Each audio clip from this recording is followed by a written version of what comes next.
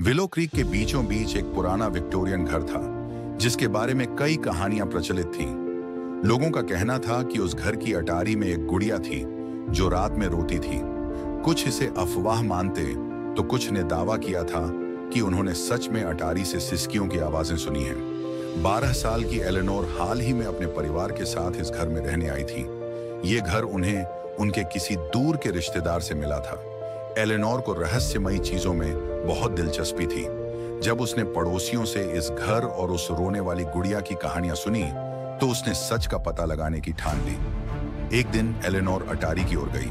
वहां पुरानी चीजों का ढेर लगा था, फर्नीचर, तस्वीरें और धूल से भरे बक्से।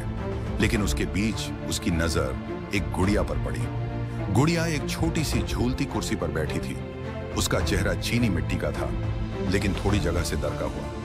उसकी नीली कांच की आंखें कुछ ऐसी थीं जैसे उनमें आंसू भरे हों। उसका चेहरा किसी गहरे दुख को दिखा रहा था। उसकी पोशाक धूल से ढकी थी और उसके चारों ओर मकड़ी के जाले लटक रहे थे। एलेनोर ने धीरे से गुड़िया को उठाया और उसकी धूल साफ करने लगी। तभी उसे हल्की सी सिसकी सुनाई दी। उसने सोचा कि शायद यह उसका वहम है और गुड़िया को अपने कमरे में ले आई। रात को जब सब सो रहे थे तो अचानक एलेनोर की आंख खुल गई। उसने किसी के रोने की आवाज सुनी।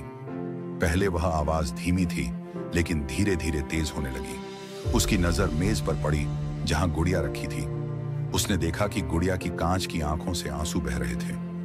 ये देखकर एलेनोर घबरा गई, लेकिन फिर उसने हिम्मत जुटाई और धीरे से पूछा, तुम कौन हो?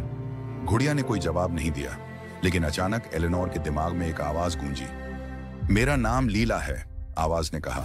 मैं यहाँ अकेली छोड़ दी गई हूँ। किसने छोड़ा? एलेनोर ने पूछा। मेरी मालकिन क्लारा ने, गुड़िया ने कहा। वह मुझसे बहुत प्यार करती थी, लेकिन फिर वह बड़ी हो गई और मुझे यहाँ छोड़कर चली गई। एलेनोर को गुड़िया की बात सुनकर दुख हुआ। उसने तय किया कि वह उसकी मदद करेगी। अगले दिन उसने अटारी में और खोजबीन की। वहां उसे एक पुरानी तस्वीर मिली। उसमें एक लड़की थी जो लीला को अपनी बाहों में लिए मुस्कुरा रही थी। तस्वीर के पीछे लिखा था, क्लारा हेस्टिंग्स, 1923। एलेनोर ने लाइब्रेरी में जाकर क्लारा हेस्टिंग्स के बारे में जानकारी जुटाई। उसे पता चला कि क्लारा अब एक वृद्धाश्रम में रहती थी। एलेनोर ने अपने माता पिता से कहा और वे क्लारा से मिलने गए। वृद्धाश्रम में क्लारा एक खिड़की के पास बैठी थी। एलेनोर उसके पास गई और कहा, क्या आप क्लारा हेस्टिंग्स हैं? क्लारा ने मुड़कर देखा। जैसे ही उसकी नजर गुड़िया पर पड़ी, उसकी आंखें भर आईं। लीला, उसने धीरे से कहा, मैंने सोचा था कि मैंने तुम्हें हमेशा के लिए खो दिया।